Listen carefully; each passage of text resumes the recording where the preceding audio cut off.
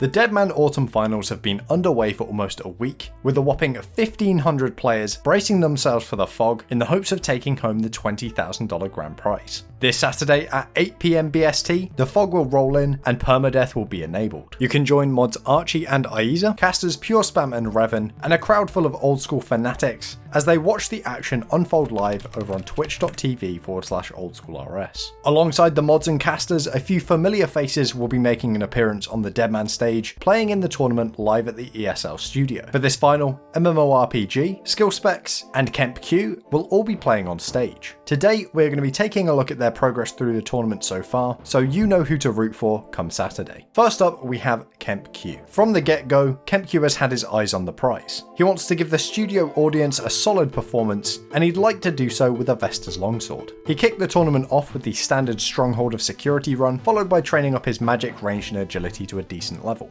From there, his focus shifted straight to Wilderness Slayer. Unfortunately for Kemp, after spending much of the week grinding away in the wilderness, he had absolutely no luck with the new global wilderness drop table. No Vesta's longsword, no Vesta's spear, not even any Morrigan's thrown axes or javelins. And his luck didn't get much better from there. Kemp suffered a small setback after a death in the Warriors Guild, but undeterred, he quickly made his money back, and after he got his Dragon Defender, got straight back into Slayer.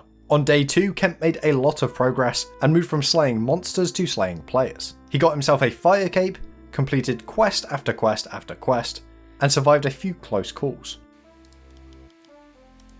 Oh my boys!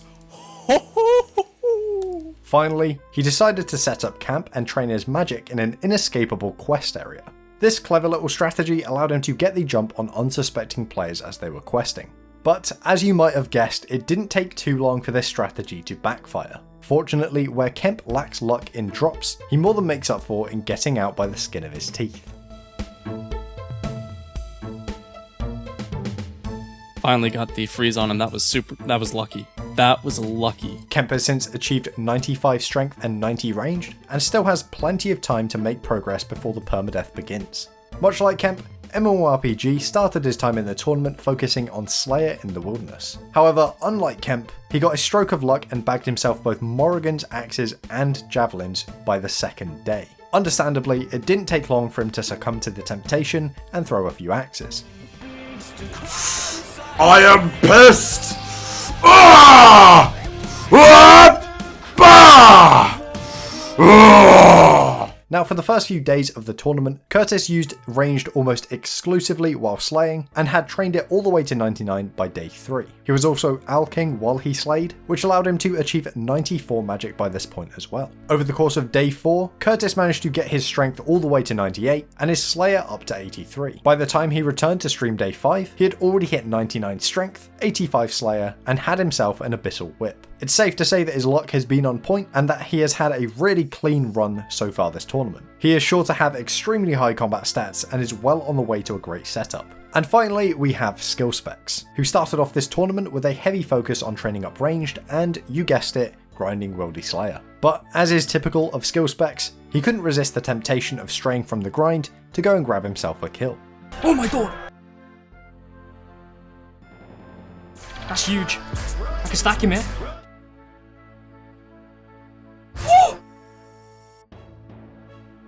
Yes! Yes!